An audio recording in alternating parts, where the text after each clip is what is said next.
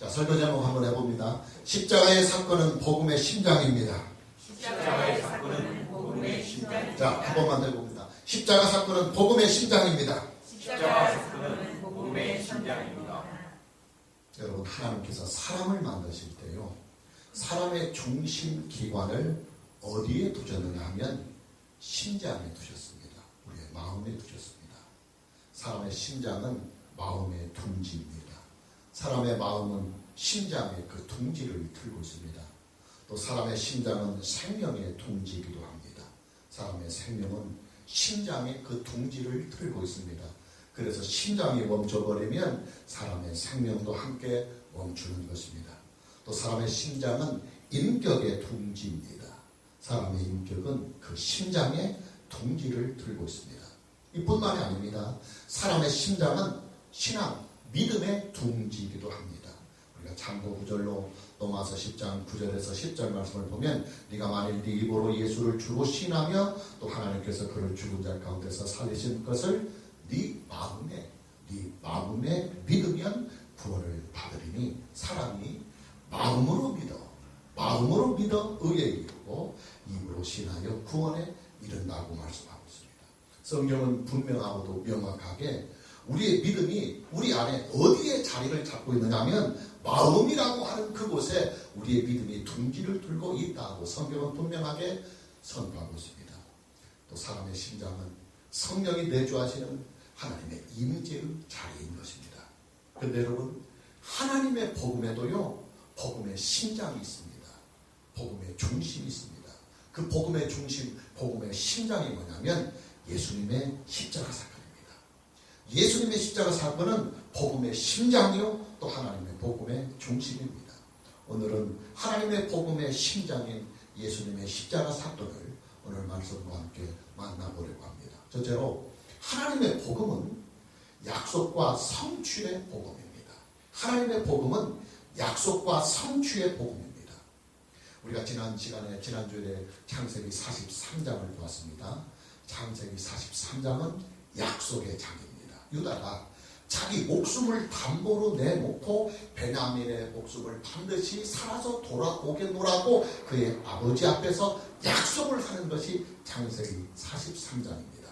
애굽의 총리라고 하는 사람이 베냐민을 데려와야만 양식을 팔겠다고 하니까 하는 수 없이 베냐민을 데리고 가기는 하지만 그러나 자기의 목숨을 담보를 내놓고서라도 반드시 베냐민을 안전하게 돌아오도록 만들겠다고 하는 유다의 약속이 창세기 43장의 주제입니다. 그런데 여러분, 유다가 그의 아버지에게 한 그 약속이 오늘 본문인 창세기 44장에 와서 그대로 성취되고 그대로 이루어지고 있습니다. 창세기 43장이 약속의 장이라고 한다면 창세기 44장은 그 약속에 대한 성취의 장입니다. 오늘 본문인 창세기 44장 32절에서부터 33절까지 말씀을 보면 주의 종이 내 아버지에게 아이를 담보하기를 내가 이를 아버지께로 데리고 돌아오지 아니하면 영영이 아버지께 죄짐을 지리다 하였사오니 이제 주의 종으로 그 아이를 대신하여 머물러 있어 내 주의 종이 되게 하시고 그 아이는 그의 형제들과 함께 올려 보내소서. 지금 유다는 베냐민을 대신해서 자기가 골모가 되겠다고 애굽의 총리에게 탄원을 하고 있습니다. 유다가 그의 아버지에게 한 약속을 지금 지키고 있는 것입니다. 여러분, 유다가요, 베냐민을 대신하여 골모가 되겠다고 하는 이 탄원은 쉽고 간단한 일이 아닙니다. 왜냐하면 자칫하면 사형에 처할 수도 있는 일이요, 적어도 감옥에 들어가거나 아니면 노예가 되어야 하는 상황입니다. 왜냐하면 베냐민은 지금 절도죄로 붙잡혀 있기 때문입니다. 여러분이 한번 판단해 보십시오. 남의 나라에 양식을 구하러 온 사람들이 곡식을 담은 자루 위에 도둑질할 물건을 숨겨서 달아나다가 걸렸습니다.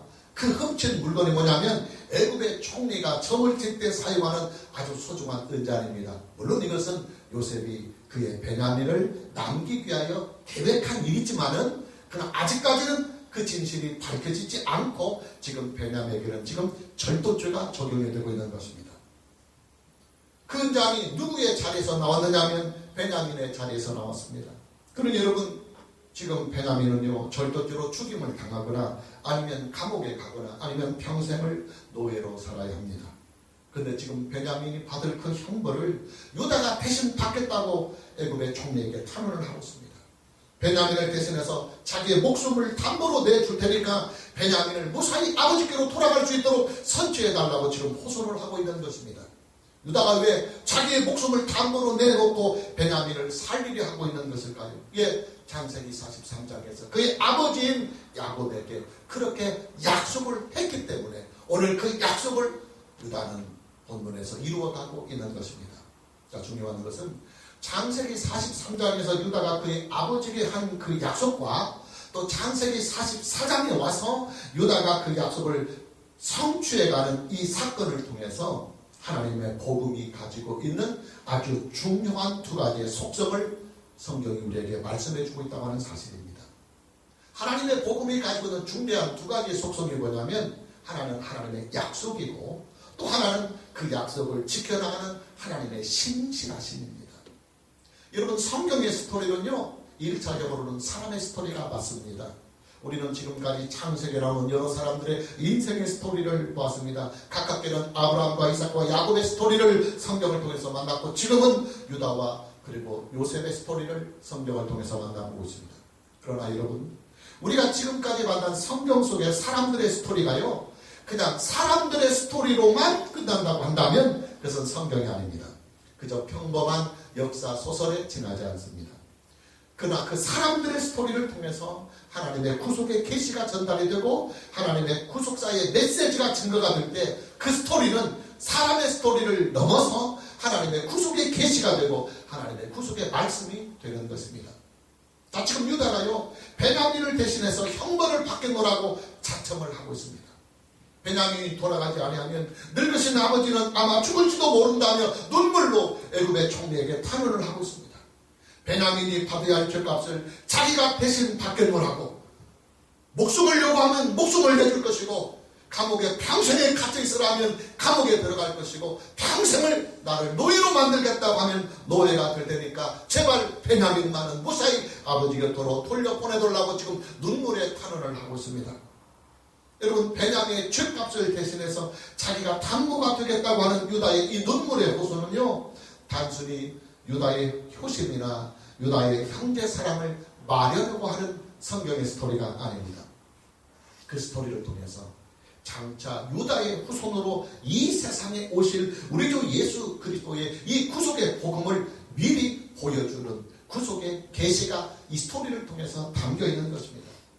여러분, 유다의 후손으로 이 세상에 오신 예수 그리스도는요 하나님께서 창세기 3장 15절을 통해서 약속해 주신 바로 그 여자의 후손입니다.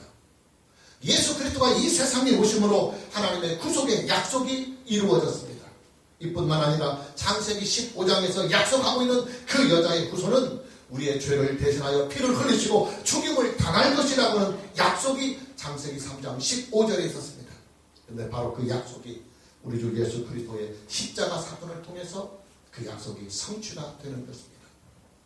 하나님께서 타락한 인류에게 약속해 주신 그 구원의 언약이 우리 주 예수 그리스도의 십자가 사건을 통해서 온전하게 이루어지고 있는 것입니다.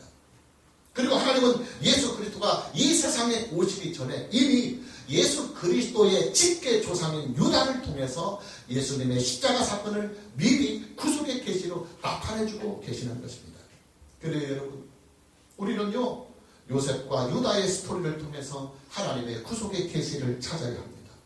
유다와 요셉의 사건을 통해서 우리는 우리 주 예수 그리스도의 십자가 사건을 발견해야 합니다. 이것을 발견하지 못하고 그저 요셉의 스토리와 유다의 스토리로만 우리가 성경을 본다면 성경을 그저 역사 소설로만 보는 겉핥기식의 성경 공부가 되고 마는 것입니다. 창세기 43장에서 유다의 약속이 있었습니다. 자기의 목숨을 담보로 내놓고서라도 반드시 베냐민을 안전하게 아버지 품으로 돌아오게 만들겠다고 하는 유다의 당찬 약속이 창세기 43장에 있었습니다. 그리고 그 유다의 약속이 오늘의 본문 말씀인 창세기 44장에서 그대로 성취되고 그대로 이루어지고 그대로 지켜지고 있습니다. 유다가 자기의 목숨을 지금 담보로 내놓고 베냐민의 죄값을 대신 받겠노라고 애굽의 총리에게 탄원을 하고 있는 것입니다. 그렇다면 여러분, 성경이 유다의 이 소투리를 통해서 말씀하시려고 하는 하나님의 메시지는 무엇일까요? 예, 하나님의 복음을 말씀하고 있는 것입니다. 하나님의 복음이 가지고 있는 커다란 두 개의 속성, 하나는 하나님의 구속의 약속이요, 또 하나는 그 약속을 책임져 주시는 하나님의 신실하심을 우리에게 보여주고 있는 것입니다. 그리고 여러분, 하나님의 약속은 반드시 이루어집니다. 하나님은 우리에게 약속해 주신 일들을 성실하게 다 이루어 가십니다. 따라서 우리의 믿음은 하나님의 그 약속과 하나님의 그 약속을 신실하게 책임져 주시는 하나님의 신실하심에 우리의 믿음의 터를 세워나가야 합니다. 여러분, 저와 여러분은요, 하나님을 보지 못했어요. 물론 예수님도 보지 못하고 우리는 믿습니다. 예수님은커녕 예수님의 제자들조차도 우리는 보지 못했습니다. 그러나 지금 우리는 조금의 의심도 없이 하나님을 믿고 있습니다. 그리고 예수 그리스도를 믿고 있습니다. 사도들이 증언하는 구속의 진리를 우리는 믿고 있습니다. 그렇다면 여러분, 저와 여러분의 믿음은 지금 어디에 기초를 하고 있는 것일까요? 하나님도 보지 못하고 예수님도 보지 못하고 그 예수님의 제자들조차도 보지 못한 우리가 무엇에 기초로 해서 하나님을 믿고 예수 그리스도를 믿고 그리고 사도들이 증거하는 구속의 진리를 믿겠습니까? 예, 오직 성경 하나뿐입니다. 오직 성경입니다. 우리는 성경이 말씀하고 있는 하나님을 믿고 있는 것입니다. 우리는 성경이 말씀하고 있는 예수 그리스도를 믿고 있는 것입니다. 또 우리는 성경이 약속하고 있는 하나님의 구속의 언약을 믿고 있는 것입니다. 그리고 그 언약을 책임져 주시는 하나님의 신실하심을 우리는 성경을 통하여 만나고 그 신실하심을 우리는 성경을 통하여 믿고 있는 것입니다. 오늘 저와 여러분 모두에게 성경을 믿고 그 성경의 약속을 신실하게 이루어 가시는 하나님의 신실하심을 믿는 은혜가 있기를 먼저 주님의 이름으로 축복합니다. 두 번째로 하나님의 복음은 사랑의 복음입니다. 첫째는 약속과 상추의 복음이고 두 번째는 하나님의 복음은 사랑의 복음입니다. 여러분, 저도 자식들을 키워본 사람이라 부모에게 있어서 자식이라고 하는 이 존재가 얼마나 소중하고 중요한 존재인지를 저도 압니다. 오죽하면 부모들의 별명이 자식 바보이겠습니까? 여러분, 부모들은요 자식 바보예요. 자식 이기는 부모 없어요. 저는 가끔씩 우리들 주변에 자식을 끝까지 이겨먹는 부모들을 보는데 얼마나 독하면 부모가 자식을 이기는 걸까. 저는요 지금까지 단 한 번도 자식들을 이겨본 적이 없어요. 여러분, 부모는요 자식을 위한 일이라면 물불을 가리지 않습니다. 부모는요 자식을 살리는 일이라면 자기의 목숨도 즐겁게 내놓을 수 있는 것이 부모입니다. 부모에게 있어서 자식은 자기 자신보다도 오히려 더 소중한 존재입니다. 그런데 여러분, 하나님의 복음은요 하나님 아버지께서 하나님의 그 외아들을 속죄의 제물로 삼아서 우리를 구원하신 복음입니다. 하나님 아버지가 뭐 매정해서 외아들을 죽이신 것입니까? 하나님 아버지가 아들에 대한 사랑이 없어서 그의 외아들을 죽이신 것입니까? 그것도 십자가의 형벌로 말입니다. 아니에요, 여러분. 하나님 아버지에게 있어서 그의 외아들은 하나님 아버지의 모든 것입니다.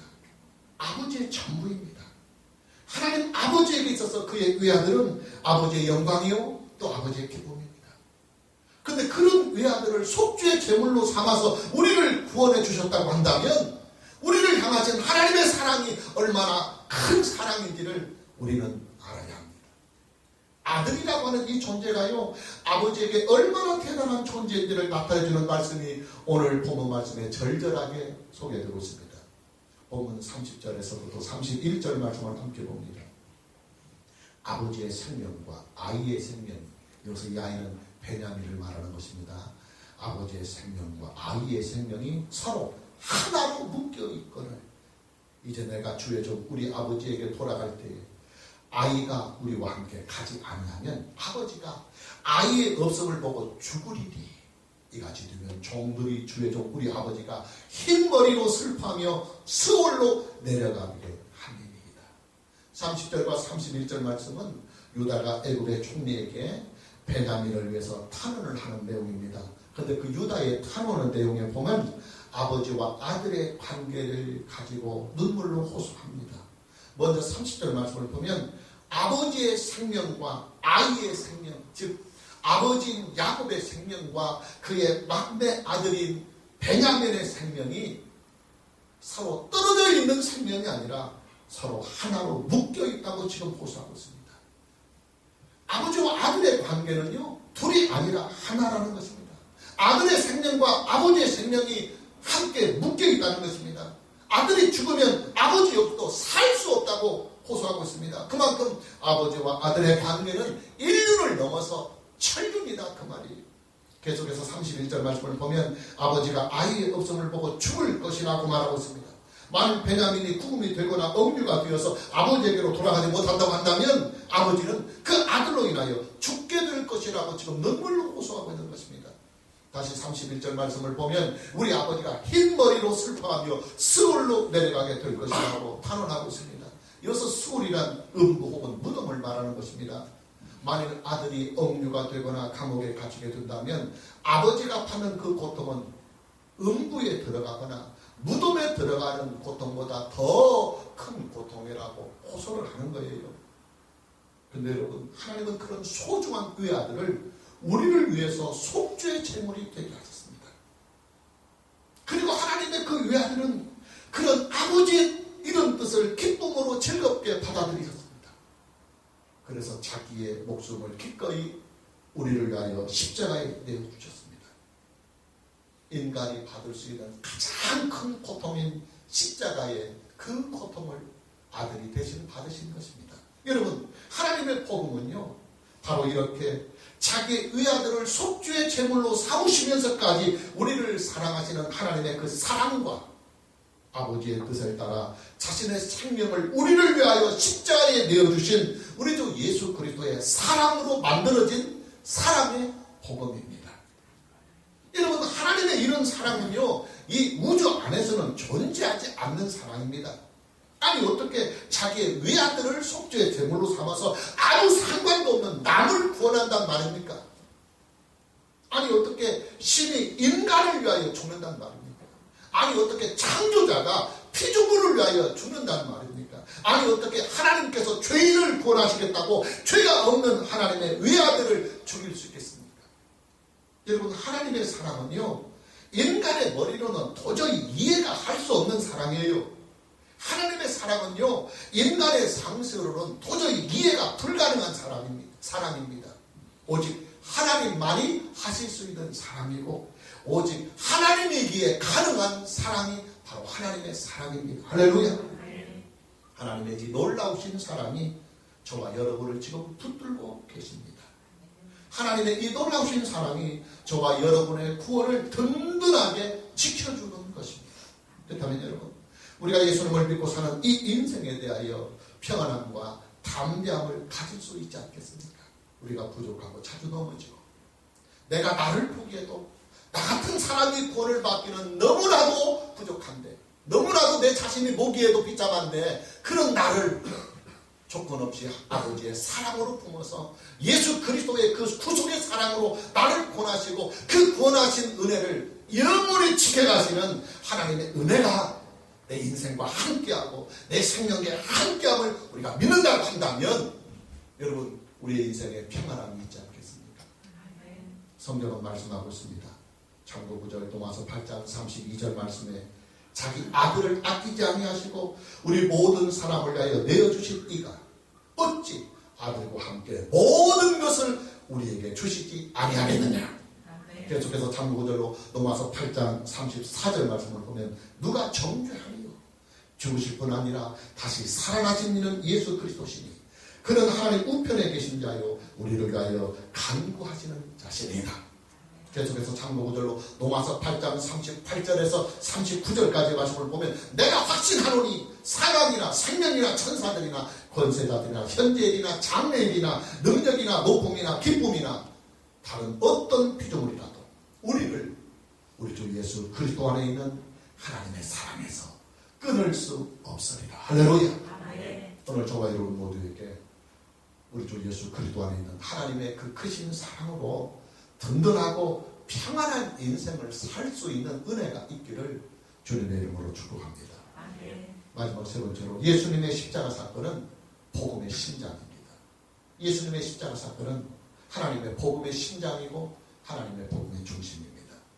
본문 32절 말씀과 33절 말씀을 보면 담보라고 하는 단어와 대신이라고 하는 단어가 나옵니다. 아주 구속사에 있어서 중요한 단어입니다.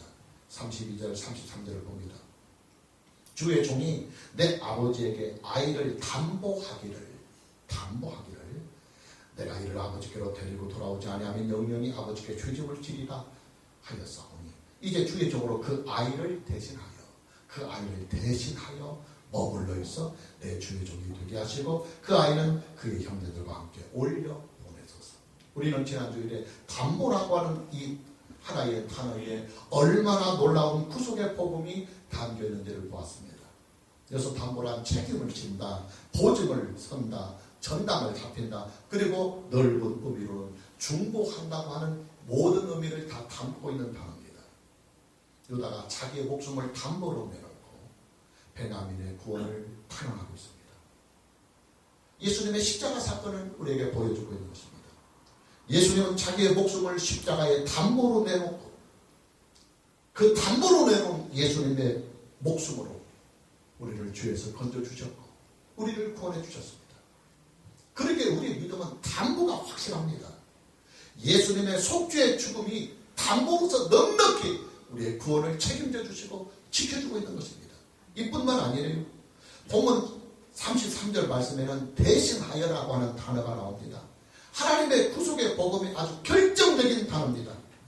여러분이 기억할 것입니다. 우리가 이제 몇 년 전에 로마서를 강의하면서 헬라어 휘페르, 주일날에 여러분들에게 휘페르라고 하는 이 단어를 말씀해 드렸습니다.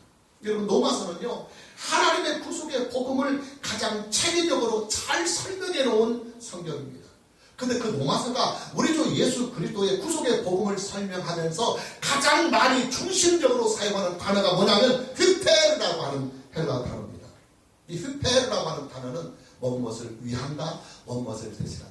즉 예수님이 나를 위하여 십자가에 죽었다, 예수님이 내 죄를 대신하여 십자가에 죽으셨다고 하는 무엇을 위하여 무엇을 대신하고 할 때 휘페르라고 하는 헬라 단어를 씁니다.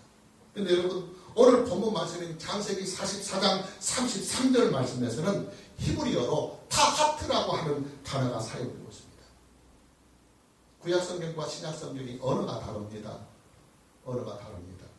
구약성경에서 사용하고 있는 히브리어 타하트라고 하는 이 단어는 신약성경에서 사용하고 있는 헬라어 휘페르라고 하는 이 단어와 같은 내용입니다. 무엇을 대신하여, 그런 내용입니다. 여러분, 이 타하트라고 하는 이 히브리어 단어는요, 아브라함이 이삭을 대신해서 순양을 번제로 드릴 때 사용했던 바로 그 단어입니다. 우리가 참고구절로 창세기 22장 13절 말씀을 봅니다. 아브라함이 눈을 들어 살펴본 적 한 순양이 뒤에 있는데 뿔이 수풀에 걸려있는지라 아브라함이 가서 그 순양을 가져다가 아들을 대신하여, 이때 이 대신하여가 타하트라는 말입니다. 아들을 대신하여 번제로 드렸더라. 여러분, 유다가요 막내 동생인 베냐민을 위해서 그 죄값을 내가 대신 받겠습니다 하고 지금 탄원하고 있습니다. 자기가 베냐민을 대신하여 형벌을 받겠노라고 자청하고 나선 것입니다. 우리는 여기에서도 예수님의 십자가 사건이 흐르고 있음을 봅니다. 여러분, 예수님의 십자가 사건은요, 내가 받아야 할 나의 죄값을 예수님께서 대신 받으신 대속의 사건입니다. 내가 죽어야 할 바로 그 자리에 예수님이 나를 대신해서 죽으신 자리가 바로 그 십자가입니다. 내가 받아야 할 하나님의 그 진노의 자리에 예수님이 나를 대신하여 받으신 그 진노의 자리가 바로 십자가 사건입니다. 그래서 그렇게 로마서는 휘페르, 예수께서 너를 대신하여 너를 구원하기 위하여 십자가에 못 박혀 죽었노라고 로마서는 그토록 강조하고 있었던 것입니다. 그런데 예수님의 그 십자가 복음이 지금 정확하게 선포되고 있습니다. 그 무엇을 대신한다고 하는 이 단어가 유다의 탄원 속에서 강력하게 지금 어필이 되고 있는 것입니다. 예수님의 직계조사인 유다를 통해서 예수님의 십자가의 복음이 지금 드러나고 있는 것입니다. 여러분, 유다가요 베냐민을 대신하여 자기의 목숨을 담보로 내놓고 베냐민을 구하려고 하는 이 사건은 창세기 44장 전체의 사건에 있어서 클라이막스입니다. 클라이막스입니다. 창세기 44장의 심장입니다. 그리고 구약의 심장입니다. 여러분, 예수님의 십자가 사건은요, 하나님의 구속의 복음의 클라이막스입니다. 예수님의 십자가 사건은 하나님의 복음의 심장이요, 하나님의 복음의 중심입니다. 여러분, 하나님의 복음은요, 심장이 아주 튼튼합니다. 심장이 튼튼합니다. 그 어떤 죄인들도 다 보듬고, 그 어떤 흉악한 악인들도 회개하는 모든 자들을 다 품을 수 있는 든든한 심장이 하나님의 복음에 있습니다. 그 든든한 심장이 뭐냐면 예수님의 십자가 사건이에요. 이 십자가 사건 안에서 어떤 죄도 용서받지 못할 죄가 없고, 이 세상에 어떤 죄인도 이 십자가의 은혜로 품지 못할 죄는 존재하지 않습니다. 그만큼 예수님의 이 십자가 사건은 하나님의 복음의 강력한 심장입니다. 예수님이 내 죄악을 대신하여 자기의 목숨을 십자가에 담보로 내놓고 우리를 구원해 주셨습니다. 우리를 구속해 주셨습니다. 우리의 구원은 전적으로 예수님의 십자가의 공로요, 예수님의 구속의 은혜에 있는 것입니다. 이 예수님의 십자가의 은혜와 그 공로가 우리의 구원을 완전하고도 영원히 든든하게 지켜주고 계십니다.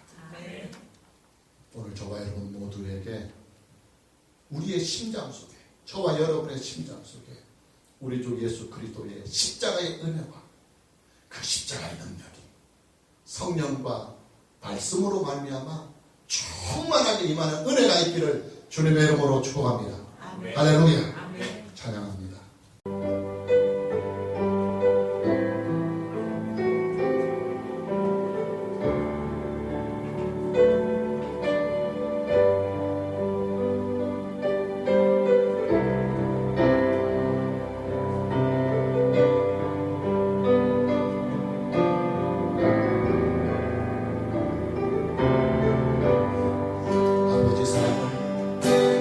아버지 사랑 내가 노래, 아버지 은혜 내가 노래, 그 사랑 변함없으신 거짓없으신 성실하신 그 사랑, 사랑할 때 꺾지 않은 실, 걸어가는 등불 끄지 않은 그 사랑, 변함없으신 거짓없으신 성실하신 그 사랑,